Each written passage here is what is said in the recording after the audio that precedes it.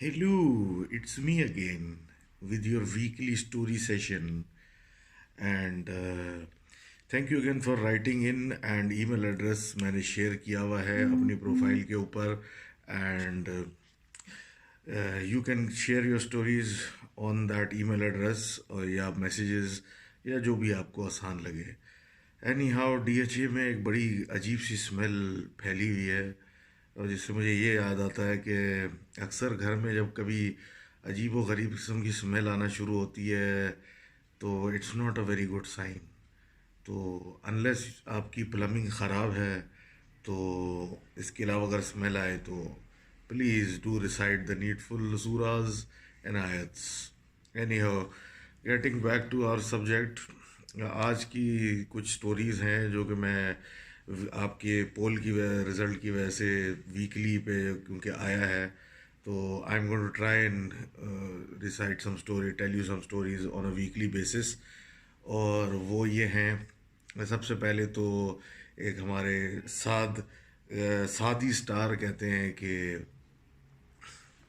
वो फैसलाबाद में के रिहायशी हैं और अक्सर उनके साथ एक ज़माने में होता था कि जब वो अपने घर पे अकेले होते थे या सो रहे होते थे अपने रूम में अकेले तो वो नींद के अंदर होते थे. जब बंदा लाइक सो आंखें बंद होती हैं ऑलमोस्ट सो चुका होता है लेकिन होश में होता है तो उनको गाने की आवाज़ आती थी ला ला ला ला करके कोई गाने लगता था. आंखें खोलते थे तो गायब हो जाता था और आंखें बंद करते थे तो फिर शुरू हो जाता था.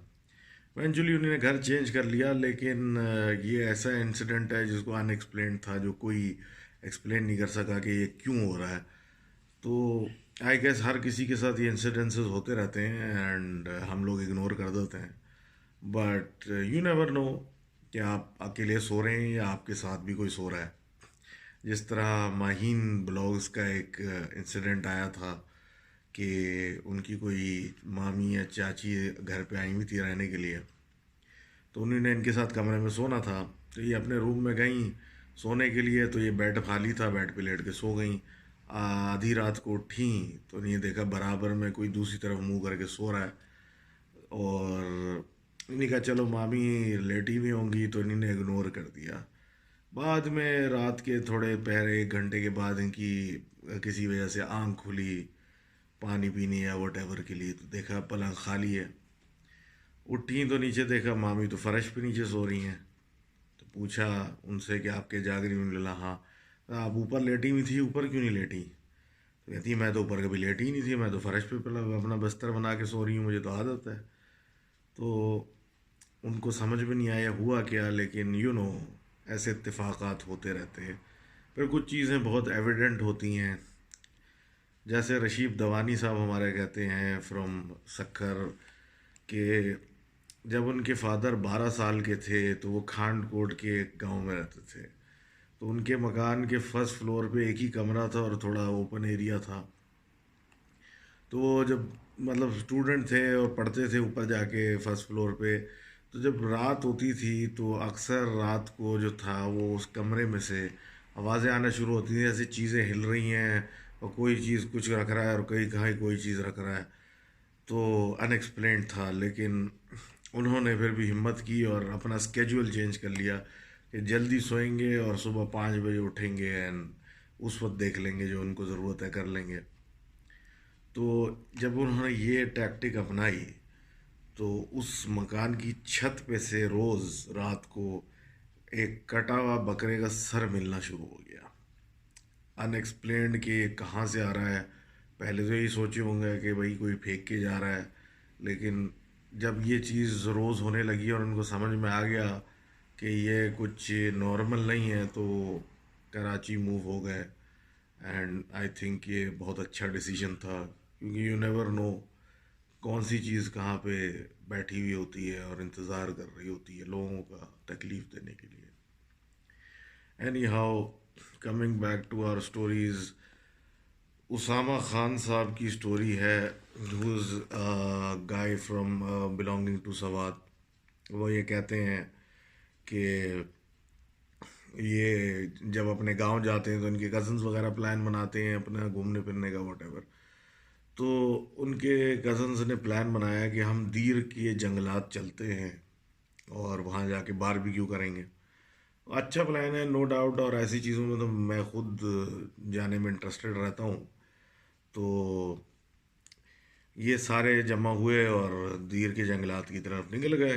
अब रात के 9 बजे के करीब ये पहुँचे, तो ऑब्वियसली इतने बड़े सफ़र के बाद, इतना सफ़र करने के बाद तो भूख लगी। तो इन्हीं ने फुल डिटेल में बताया कि इन्हीं ने नमकीन बोटी का इंतज़ाम किया, बारबेक्यू किया, खाया, थोड़ी एनर्जी वापस आई तो इनको बड़ा मज़ा आया। फिर इन्हें इन मतलब गाने वाने गाए और गाने लगा के डांस भी किया और इन्जॉय, मतलब हल्ला गुल्ला जो जनरली इस तरह होता है।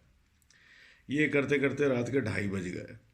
2:30 बजे रात को इनका एहसास हुआ कि जो इन्होंने बीच में कैंप फायर जलाई हुई थी, उधर लकड़ियाँ कम हो गई हैं और अब रिप्लेसमेंट के लिए सारे लड़के उठे आगे पीछे हुए कि भाई कुछ देखें ज़मीन पे, जंगल के कहीं लकड़ियाँ जमा करें और ले आएँ।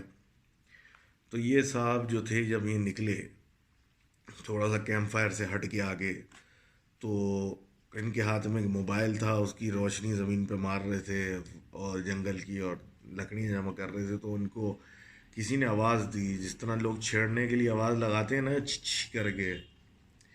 तो सीधी तरफ से इनको आवाज़ आई। तो इन्हीं ने उस तरफ मुड़ के देखा और लाइट की, मोबाइल की तो कोई नज़र नहीं आया। जब ये कर रहे थे तो उल्टी तरफ से फिर इनको आवाज़ आई छी करके, तो ये उस तरफ मुड़े। तो इनको महसूस हुआ कि कोई इनके गिर्द चक्कर काट रहा है और इनको इस तरीके से छेड़ रहा है। अच्छा, ये तो इनको समझ में आ गया कि ये इनका अपना नहीं है, क्योंकि वो इस कदर स्पीड से मूव कर रहा था कि जब वो दाएं देख रहे थे तो बाएं, बाएं देख रहे थे तो दाएं। तो ये ज़रा सी बात है, खौफज़दा होने लगे। उसके बाद वो चीज़ जब सामने से इनके गुजरी स्पीड में, तो इन्होंने चीख मारी ज़ोर से। इंसान जब डर जाता तो और क्या कर सकता है। तो थोड़े फासले के ऊपर जाके, मतलब इनके आगे ही उस चीज़ ने फिर इनको आवाज़ लगाया थोड़ी हल्की आवाज़ में, छी करके। तो ये समझ गए कि ये मामला गड़बड़ है और ये भागे। इसका ऐसे भागे कि चप्पलें भी छोड़ के भाग गए वापस अपने कैंप फायर की तरफ। तो जब वहाँ पहुँचे तो इनके कज़न उसको इन्होंने बताया, तो इनके कज़न से यकीन नहीं किया और वो एक गया खुद जाके इनकी चप्पलें भी लेके आया कि ये लो, तुम डर रहे हो, मेरे साथ तो कुछ नहीं हुआ। जब वापस अपने गांव गए तो वहाँ के कुछ लोगों से बात हुई, तो उन्होंने बोला नहीं, वो जंगल जहाँ तुम गए थे वो हॉन्टेड है और वहाँ ये वाक़यात अक्सर होते रहते हैं। तो इत्तेफाकात भी होते रहते हैं और चीज़ें भी होती रहती हैं। Any how, take care and इंशाल्लाह जुनेद भाई के साथ वो हम और पॉडकास्ट के लिए पार्ट 2 के लिए काम कर रहे हैं and hopefully it will be out very soon. Till then email address आपको दिया हुआ है और कांटेक्ट की जगह आपको दी हुई हैं। Please contact, share your stories and weekly basis के ऊपर मैं आपके साथ शेयर करता रहूँगा। And thank you very much for listening. खुदा हाफिज़।